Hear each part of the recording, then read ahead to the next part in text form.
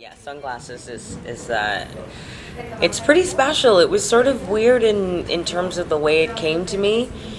The song Sunglasses at Night. It's obviously a huge, it very much inspired by that. Um, was the keyboard line was like bugging me for weeks, like in my head, and I said I had to do something with it. Now, the original version of the song actually has me and the producer actually replayed the original keyboard line and recreated the synth sound from the 80s. So we didn't sample it, we replayed everything. And Corey Hart, he's kind of funny about his music, so he didn't allow that to kind of, put the clearance on it. But I did end up working with Nelly Furtado to write the song, and because I thought she would be perfect. I think it was because I had this, outside of that idea, I also had this computer voice in my head saying óculos escuros, which means sunglasses in Portuguese. So, and I was like, I should call up Nelly. And when I told her about the idea at first, she was kind of like, didn't make sense until she heard the music. Then she was like, I get it. So you write all your songs.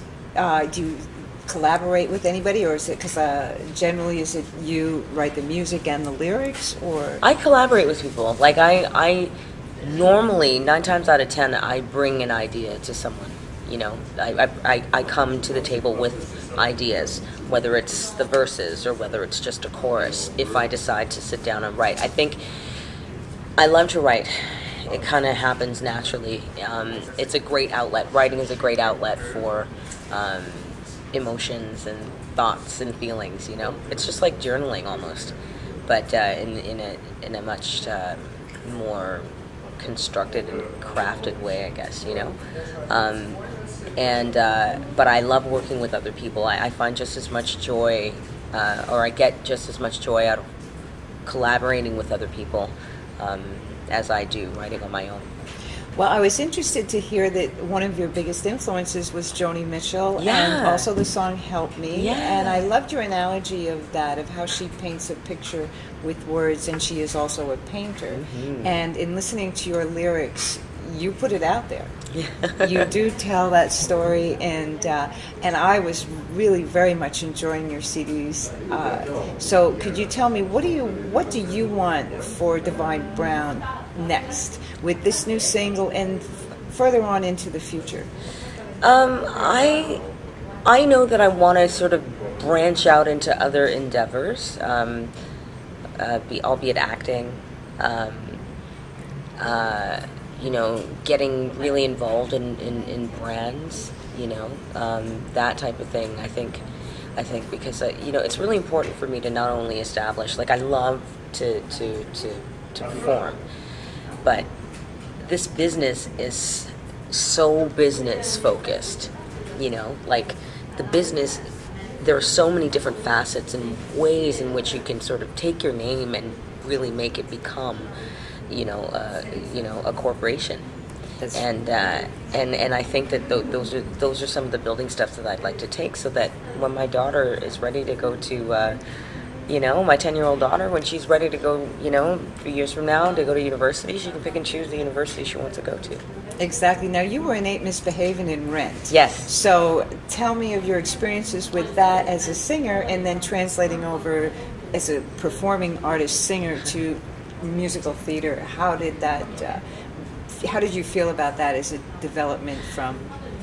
I tell you, they're quite different. They are, but you can take different things from each and apply it to either or. With musical theater, I learned how to communicate with an audience, the whole facet, like the whole audience, not just the people in the front row. Which means I got to make my energy very big. I got to make everything I do big. And even when I'm doing subtle things, they've got to come across as big. So how do you make that read? How do you project your voice to make sure that the last person in, like, the very, very back of the balcony hears you? And that when I'm doing, my facial expressions translate from the stage right to the back of the room. And I think that that helped me to. Those are the types of things that I apply to large venues like festival dates. Because everybody, I'm so, I'm all about getting everyone involved and getting everyone to feel what's going on, and making sure that people understand the kind of energy that I'm outputting as well. And I think that once that starts to happen, that people connect to it immediately and they start throwing it back like tenfold. And that's when it becomes this huge, that exchange of energy is unlike, I think that's one of the things that I love most about performing. Because there's nothing like that type of exchange of energy between artist and audience. Do you have any more plans, other new plans for any musical theater coming up? Or? No, I haven't gotten any offers that have been really great for me right now. I think in the meantime, I'm looking at, I'm just looking at all my options outside of Canada. I'm looking at, like I said, I'm just looking at expanding my, my brand. Now, you have a 10-year-old daughter. Yeah. And I noticed that when I was reading about your bio that she went to Jamaica for a period of time. Mm-hmm. Are you from Jamaica? Or? I wasn't born there. I was born in Canada. Okay.